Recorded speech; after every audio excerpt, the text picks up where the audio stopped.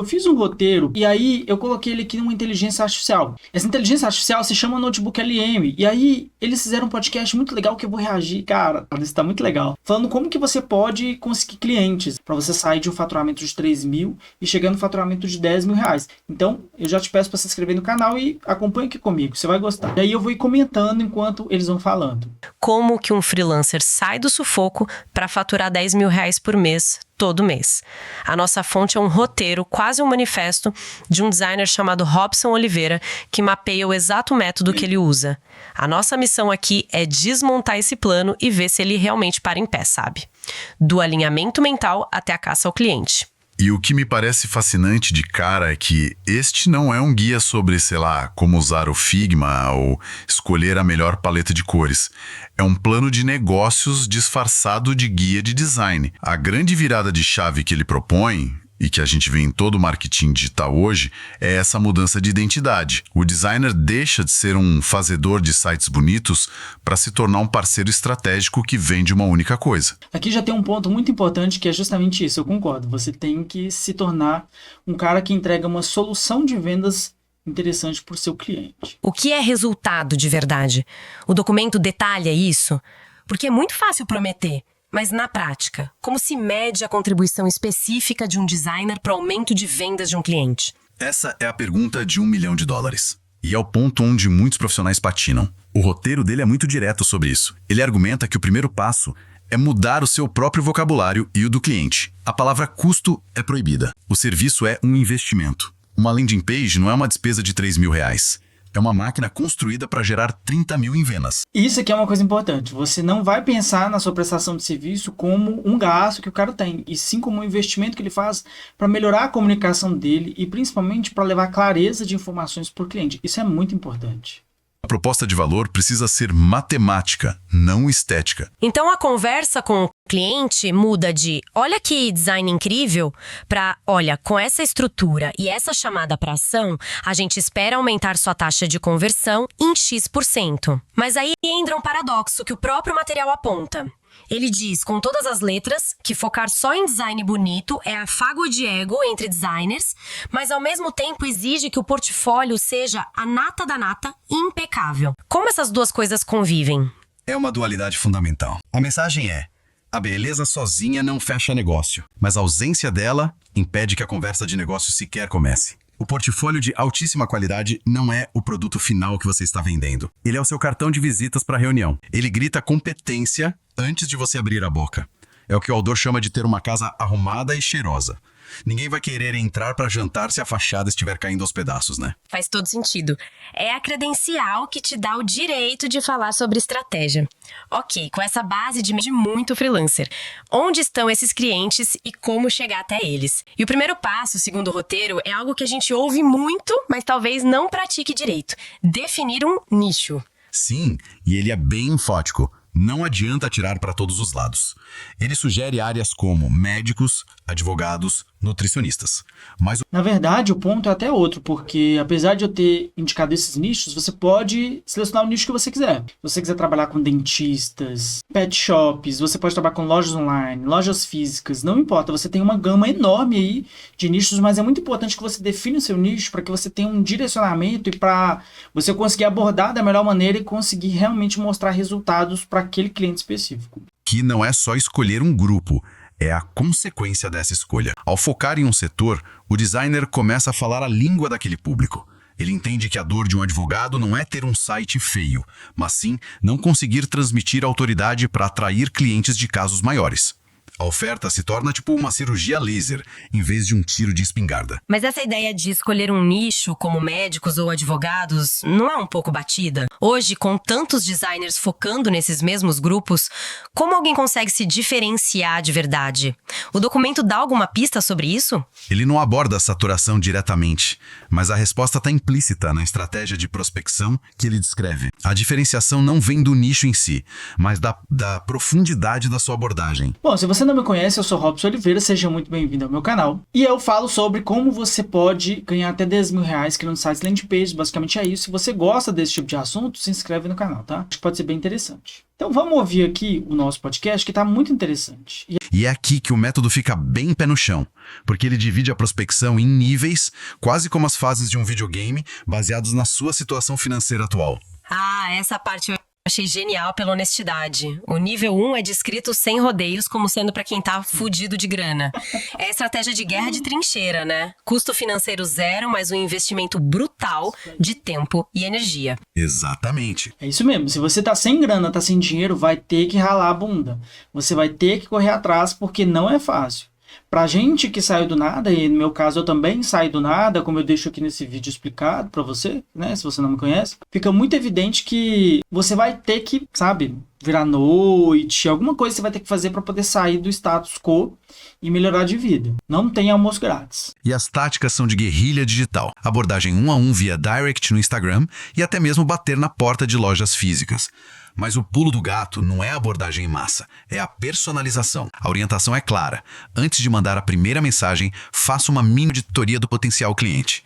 Encontre um problema real e visível, um site lento, uma bio confusa, a falta de um link de agendamento e chegue já com a semente da solução. É a diferença entre chegar numa festa e gritar, alguém quer dançar? E chegar pra uma pessoa específica e dizer, eu adoro essa música, quer dançar comigo? Muda tudo. Você deixa de ser uma vendedora genérica e passa a ser uma consultora que notou um problema. E aí tem o nível 2. O nível 2 é para quem já saiu da trincheira e tem dinheiro em caixa. A estratégia evolui do corpo a corpo para um sistema. A ideia é criar um funil digital com tráfego pago, usando anúncios no Facebook e Instagram, para atrair, de forma previsível, os clientes daquele nicho que você escolheu. É quando o negócio começa a ganhar tração e escala. E ele até cita uma estratégia específica, a pesca em balde, desenvolvida pelo Ícaro de Carvalho. Para quem não conhece, o que seria isso? É uma analogia fantástica. Imagina que, em vez de ir para o mar aberto com uma vara de pescar e esperar sorte, que seria impulsionar posts para um público geral, você primeiro constrói um balde, joga um monte de peixes selecionados lá dentro, e só então joga a sua isca. No marketing digital, isso significa criar uma peça de conteúdo de altíssimo valor para o seu nicho, um e-book, um vídeo, um guia, entregar isso para um público específico e depois criar anúncios direcionados apenas para as pessoas que consumiram aquele conteúdo. Isso, é uma forma muito mais direcionada de você escolher um determinado público, se focar nesse público, e ao invés de você tentar abranger todo o mar, né, o oceano, você faz isso num espaço muito mais reduzido, onde você tem uma concentração muito maior de informações ali e que são muito mais valiosas e que estão muito mais alinhadas àquilo que você quer, entendeu? É muito mais fácil. E para complementar esse ataque frontal, o material fala da prospecção passiva, com outra ótima analogia, a estratégia do jardim. Achei isso poético e muito inteligente. É a visão de longo prazo. A ideia é parar de correr atrás das borboletas, que são os clientes, e em vez disso, construir um jardim tão atraente que elas venham até você. E esse jardim é o seu perfil no Instagram. A jardinagem, nesse caso, é produzir conteúdo que resolve as pequenas dores do seu nicho, mostrar os bastidores dos seus projetos, postar depoimentos. É construir autoridade e reputação para que, com o tempo, o fluxo de clientes se torne uma consequência natural e não um esforço de caça diário. É interessante pensar nisso como um ataque em duas frentes. De um lado, você tá no modo caçadora, indo atrás da presa. Do outro, você tá no modo agricultora, cultivando o seu terreno para colher depois. Mas nos dois casos, uma hora você fica frente a frente com o cliente. E aí, o que se faz? A abordagem é o momento da verdade. Sem dúvida. E aqui o roteiro se torna quase um manual de etiqueta e psicologia de vendas. Ele dá um destaque enorme para o que chama de atendimento de excelência no WhatsApp. E não são dicas complexas, são coisas fundamentais que muita gente ignora. Demonstre entusiasmo, use o nome do cliente, evite respostas prontas, faça perguntas abertas. Parece básico, mas o objetivo por trás é sutil. A orientação é investigar, entender as dores e os objetivos do cliente, não para vender imediatamente, mas para coletar munição para a próxima etapa. O objetivo da conversa no WhatsApp não é fechar o projeto, é agendar a reunião de fechamento. É um passo de cada vez, construindo confiança. E o material faz uma distinção muito útil sobre a temperatura desses contatos.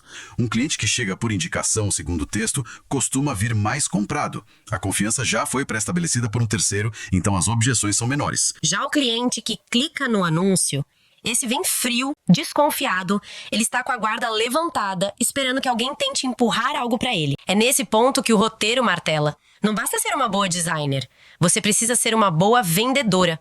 Precisa saber ouvir, contornar objeções e, principalmente, conectar o seu trabalho ao resultado que ele tanto deseja. É interessante isso porque, de fato, o cliente que ele vai vir por indicação, e durante um bom tempo eu sobrevivi somente com indicações, eu consegui bater os 10 mil de faturamento mensal somente com indicações. Olha para você ver que interessante. Ele é um cliente que ele já vem comprado. Ele já vem com uma parte muito significativa da venda feita.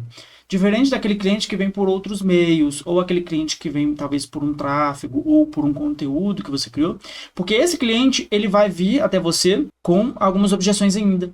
Ele não tem 100%, às vezes ele quer fazer com você, só que ele vai primeiro de tudo pesquisar mais, ele vai fazer o que? Um orçamento, ele vai dar uma analisada ali no terreno para saber se realmente faz sentido ou não, porque quando esse cliente ele ainda tem algumas objeções a fazer, é aí que você entra com as técnicas de venda e que vão te permitir justamente fazer a conversão ou fazer a reunião com ele para que você consiga explicar para ele, né, a situação. Aí você vai falar, olha, eu faço isso e aquilo, eu trabalho dessa forma. Eu tenho também um vídeo aqui falando sobre uma reunião, como é que você faz uma reunião matadora assim, quais são os passos que você precisa seguir. Acho que esse vídeo está muito bom, pode te ajudar bastante, tá? E o que costura todo esse processo, o que realmente transforma projetos pontuais na meta de 10K mensais, é o que o documento chama de manutenção e giro. A filosofia é simples e poderosa.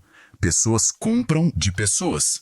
A meta final não é a venda única, é o relacionamento que gera recorrência. E para pensar nisso de forma estratégica, ele divide os clientes em duas categorias que achei muito claras. Os de baixa manutenção e os de alta manutenção. Isso ajuda a montar o quebra-cabeça da carteira de clientes ideal. Exato. Os de baixa manutenção são o sonho de todo freelancer que busca estabilidade. São clientes que precisam do seu serviço de forma contínua. O documento cita os dois melhores exemplos: agências de marketing e gestores de tráfego. Eles sempre têm novos clientes ou novas campanhas que precisam de landing pages. O fluxo de trabalho é constante, o que garante uma receita previsível. A contrapartida, como o texto alerta, é que os prazos costumam ser para ontem. Do outro lado da balança, os clientes de alta manutenção. Aqui entram a empresa que precisa de um site institucional ou o profissional liberal que quer um projeto único. O valor do contrato pode até ser maior, mas é um trabalho com começo, meio e fim. Acabou, você volta para a estaca zero, precisando prospectar tudo de novo. E a implicação estratégica disso é a essência do método dos 10K. O caminho para a estabilidade financeira, segundo essa visão, não é uma caça frenética por projetos enormes e pontuais. Pelo contrário, é a construção paciente de uma carteira com 2, 3 ou 4 clientes de baixa manutenção que, somados, garantem o seu fluxo de caixa. Isso aqui também é muito importante, porque durante o meu processo ali, eu fui sendo convidado por várias agências. E aí, Robson, vem trabalhar com a gente, Robson, vem ficar com a gente aqui. Porque o meu trabalho, ele é um trabalho bem feito, porém, eu não aceitava. Porque vale muito mais a pena você ter 2, 3, 4 clientes e ir atendendo eles e ali trabalhando nesses clientes principais e ao mesmo tempo ter outros clientes na sua agenda, do que você se focar em um só. Porque pensa, se dali a pouco esse cliente quebra, ou dali a pouco esse cliente tira da operação, ou dali a pouco acontece alguma coisa, A, B, C, D ou E. Você vai ficar como? Você vai ficar totalmente desamparado, tendo que correr atrás do próprio rabo de novo, assim que isso termina. Então você ter essa consciência também é importante. Você tem alguns clientes pilares, né, alguns clientes principais ali, e ao mesmo tempo você vai tendo outros clientes para você manter a sua agenda. Eu chamo sempre de manter a agenda sexy, que a sua agenda ela vai estar sempre rodando e tal. É bem interessante isso. Eu acho muito legal que você tenha esse conhecimento se você pretende trabalhar de forma totalmente livre, assim como eu faço. Eles pagam as contas e te dão a tranquilidade para, aí sim, buscar os projetos maiores e mais desafiadores. É uma estratégia de sustentabilidade. Exato. É ter uma base sólida para depois poder voar mais alto. E depois de apresentar toda essa metodologia, da mentalidade à carteira de clientes, o documento dá um passo atrás e revela sua verdadeira natureza. Todo esse roteiro que analisamos é, na verdade, a fundação para a venda de um produto. Um curso chamado Página Cinematográfica. É um ponto crucial para entender o contexto. O documento é uma peça brilhante de marketing de conteúdo. Ele não te vende nada de cara. Ele te educa, te mostra um problema que talvez você nem soubesse que tinha, te apresenta um método para resolvê-lo e só no final, quando você já está convencido da abordagem, ele diz: ok, agora que você entendeu o mapa, eu tenho aqui o carro e o GPS para te levar lá mais rápido. É um funil de vendas perfeito. E a sessão de perguntas frequentes no final é um verdadeiro raio-x das inseguranças desse público. A primeira pergunta é o fantasma que assombra todos os criativos hoje. A inteligência artificial vai roubar o meu trabalho? Uma preocupação mais do que legítima. A resposta do documento é um não bem forte. E o argumento é que a IA, na verdade, vai potencializar o trabalho do bom profissional. A justificativa é que a ferramenta pode até criar um layout bonito em segundos, mas ela não tem a capacidade de sentar com o cliente, entender as nuances do negócio dele, definir a estratégia e tomar decisões criativas com base em empatia e experiência. O valor do designer, segundo essa visão, está migrando da execução para a estratégia. A IA seria a prancha digital mais rápida do mundo, mas o arquiteto ainda precisa ser humano. É a designer quem sabe o porquê, o como e para quem. A ferramenta acelera a construção, mas não define a planta do prédio. Perfeito. A IA pode automatizar o quê, mas o porquê continua sendo um domínio humano e estratégico. E é nesse porquê que o valor e o dinheiro reside. A resposta do documento é um convite para o designer parar de se ver como um operário de software e começar a se ver como um arquiteto de soluções de negócio. A segunda pergunta é outro clássico da vida de freelancer. O que eu faço quando o cliente diz que está caro? A resposta do material é quase uma piscadela para o leitor dizendo: para isso você vai precisar das técnicas de venda que eu ensino no curso. Essa me quebrou, bicho, essa me quebrou. É porque no curso realmente você tem muitas técnicas de venda que eu ensino lá, assim, de forma mais aprofundada. Não, você tem que fazer isso, você vai fazer aquilo, você vai abordar dessa forma, você vai fazer assim, você vai fazer assado, porque você tem os tipos específicos de cliente, e realmente, eu achei muito interessante isso aqui. Eu estou utilizando o Notebook LM. Eles fazem um podcast em cima do conteúdo, porque eu fiz esse roteiro aqui para poder fazer lá a minha live ela flopou, deu tudo errado, a internet caiu, foi uma tristeza, mas fazer o que, né? Mas eu achei muito interessante, porque ele realmente trouxe essas coisas, eu achei bem legal. O que você achou? Você achou interessante? Você gostou desse tipo de vídeo? Se você tiver gostado, comenta aqui embaixo, tá? Eu sou Robson Oliveira. E olha o foguete! Não se esquece de se inscrever no canal, de clicar no sininho das notificações e de acompanhar o canal aqui nos próximos vídeos, beleza? Muito obrigado, até o próximo vídeo e